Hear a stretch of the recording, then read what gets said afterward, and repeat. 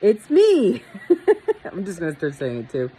Fresh out of the shower, so hair's wet and all that good stuff. And again, I'm sure you don't care at all, but I'll dig in with my thoughts. So, this is by far, and I mean, I know that you're always trying to have me watch like the 4 hour, sexy Star Trek documentary. Just never have time to do it.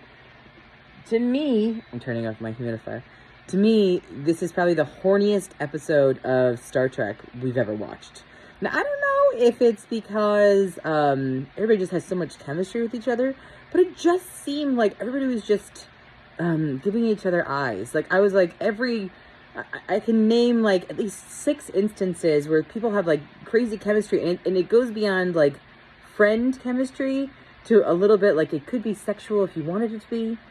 Like, obviously, Spock and T'Pring, like, obviously, Spock and Chapel and Ortegas, and just, like, why is everybody, like, horny for each other? I realize that maybe that's not what they're doing, but, it just seemed like the horniest episode of Star Trek we've ever watched. Like I said, maybe it's just my reading too much into it. So I'll start from the beginning. The betrothal ceremony. I forgot about the betrothal ceremony. I forgot that they do a whole, like the gong thing and the bells and whatever. I did remember about the whole trial by combat thing. It's weird how Spock almost doesn't look like Spock as a human. Like, he did a really good, like, Clark Kent thing where he ended up, all he did was, like, you know, get rid of the ears, swoop his hair. I'm waving goodnight to Rob. How he, like, got rid of his ears and, like, did his hairstyle, and magically he's, like, a whole other person. It definitely had, like, a Clark Kent Superman vibe to it. I don't know why, and, like, the eyebrows, I guess the eyebrows, too, but, like, I was into it. I don't understand, like, it totally seemed like a different person. And why did I seem to, like, I found that guy attractive, but I'm just like, yeah, but you're not Spock. You're like Spock's evil twin. It was weird. It was definitely, I found it interesting because it was like, this is the same actor, and this is probably how he really looks in like, real life, and yet he's not our Spock. So I liked that, actually, and obviously I got the symbolism, like, right off the gate, where it's a whole human side versus Vulcan side, blah, blah, blah, and, like, that was cute. Then when he goes to see Parted but Never Parted or whatever. Anyway, when T'Pring comes to see him, and then, you know, they have that very, it was very cold the way they had to do that whole speech, them always parted but never apart kind of thing or whatever. And then all of a sudden he, like, loses the cold Vulcan-ness of it, and he says, I await you. I was like, it was like the sexiest way he could have said that. You know what I mean? Like, I'm not sure why or how, but for some reason he was able to take this cadence of the way that they said it. It was very cold and whatever, and instantly, like, put on the sexiness of I await you. And I was like, why did I find that so ridiculously attractive? I thought that was great. As much as this chick is, like, talking about how human he is, throwing, like, a temper tantrum because he's got work to do is an awfully human thing to do. I don't give a fuck how much she feels the Vulcanness. But she is acting human here, too. Like, don't just say, just because you not half human doesn't mean you're not acting half human, sister. You know what I mean? Like, if you're logical, then work happens. You know what I mean? Like, she had all these feelings, and I thought that was interesting. I agreed with you as far as La'an. I am not fully won over, but I feel like I like her more only through Una osmosis. Like, when Una's not in the room to make me like her, I am ambivalent and bordering on I don't like her. So it's only through Una that I like her. I laughed out loud when Chapel smacked Spock in the head. And it was very well done because they, like, took a minute where they both took, like, a breath, and he's like, I'm unfamiliar with that, Gustav. To go ahead and be like, yeah, like, that's a human thing to do, to smack someone upside the head when they're being stupid. But even they had, like, chemistry. I was like, what the fuck is going on with this? Yeah, I wrote down Spock has chemistry with everyone. Like, what? Like, he has chemistry with, like, Pike and fucking T'Pring and Chapel and like every single person he's got a freaking scene with, he seems to have chemistry with in like almost a sexual way. Where it's just like, are you a horny creature? And like that, I agree with you in that he's a different person and he wasn't what we knew. But I'm trying to imagine it as whole, like, you know, as we're growing. I mean, as we're growing, we are changing. Like, I'm a different person now than I was in my teens, in my 20s, my 30s, and probably been different in my 40s. You know what I mean? So I imagine that he was probably had like an awakening or something, and he was more sensual at that point in time. And then as age goes on, you get wisdom and all that good stuff, and that's why he became more introverted. And then as age continues to wear on, you stop taking everything so seriously that you did.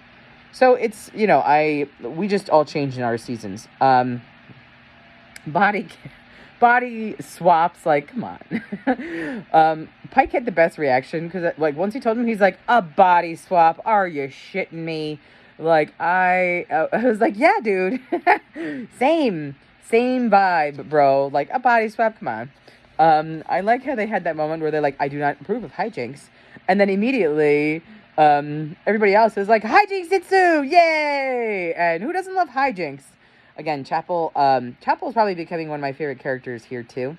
And for me being, me not giving a shit about TOS's version of Chapel, this Chapel is quickly becoming one of the most interesting characters. I'm not sure if I missed it or not. I feel like in the beginning conversation that she had with Ortegas, she started the conversation with, like, she's got a boyfriend, and then she mentioned the girl from before, and then now she's back to this guy. So at first, I was like, oh, cool, she's bisexual, or maybe she's pan, or whatever, who gives a shit? But then later on, when she and Ortegas are sitting down together, she's like, it'd have to be the right guy. And I was like, but, what? I thought you liked both, and, like, why are you denying your chemistry with Ortegas? You know what I mean? Like, then do something. It is interesting how they were able to give them chemistry together, too, like, a weird little flirty best friend, could be more kind of chemistry, but figure it out, people. I was definitely, like, impressed by Pike's attitude towards Spock, and that he was like, you are what makes Starfleet great. Now, I don't know if that was a speech or if that was, like, whatever, but if he hadn't then gone up to Spock and been like, I'm so sorry I put you in this position, knowing that it was T'Pring, I would have felt it was like fake nice or just for them. But instead, because he had stopped right after he said it, and he's like, I'm so sorry I ever put you in this position, it made me feel like it was more genuine. I'm going to talk about the non-toxic masculinity.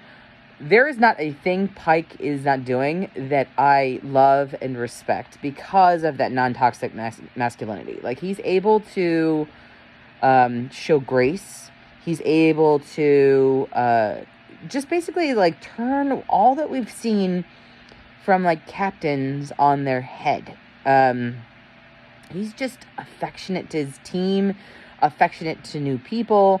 His little speech at the end where he was totally, like, telling them the blunt, you know, I'm a sucker for radical empathy, honesty, whatever. And, like, him being like, don't, like, just don't, whatever. And I was like, why does this make me like you, like, even more? Like, there's knowing no bounds. I get that he's, like, the captain of the ship and stuff like that, but you don't have to be, like, the best among everybody else. And, like, I understand how, you know, Shatner was one way and Jean-Luc was another. It's weird because as I watch this, as much as I love Jean-Luc, this actually, like, Pike's portrayal is making me like Jean-Luc less. You mentioned the whole thing where there was a scene where Jean-Luc had his feet on the table and stuff like that, and then someone, and he, like, you know, come and put his feet down and stuff. Like you said, Pike would never do that, and it actually makes me like Pike more than Jean-Luc in those instances. Like, be human. We don't need to see, just because you have a penis, that you're much better, smarter, whatever, than everybody else in the group. Has nothing to do with shit. There's quite a few people on that bridge that could be way smarter than you are, and I love that you know that's totally fine. I love that you know that you don't know all the answers. I just love how he's portraying it. Like, I don't need that. I wouldn't need that from a woman. I wouldn't need that from whatever. I would need that from a human to be just human while you're on the bridge. And he is doing such a good job of like giving this person real heart, but letting them take no shit. So I'm a fan of like how his entire portrayal, and it definitely doesn't feel like masculinity. It feels like humanity, and we need more of that to be shown in leadership positions, regardless of gender, especially in cinema in general. So yeah, that was my thing. Oh, I was wondering if you had taken a picture of Screenshot Enterprise, you'd taken a picture of Enterprise Bingo, because I would imagine that there's a lot of little Easter eggs in there. I just didn't catch it in time, and I imagine that you would have. So that's good that's just, I'd be interested to know what's on that list and like the callbacks to every other thing. So overall, I liked it. It was just, it felt a little filler, to be honest with you, except to go ahead and give, to show T'Pring again, which, like you said, I thought that they didn't really have much of a, like, timeline except when she was young and stuff. And to show, like, softer sides of the people. And that's beautiful, but, like, I couldn't watch an entire show that's just this one, because I need, like, the action. I need a little bit more high stakes and stuff like that. This is more just like, gosh darn it, body swapped, rather. Like, okay, sure. We'll go with that, no problem. So, yeah, I loved it. I thought it was great. Too much of it would get on my nerves, basically. So, interested to see where this is going as well. But it seemed like a weird, let's just place this in the middle of the season, see what happens. And that's fine, but whatever. All right, I'm going to go get started on your Leverage deck. By the way, Leverage has 15 episodes in the last season, so I'm just going to review all of them, and you can decide which ones you want to watch and which ones you don't. All right, talk to you soon. Bye.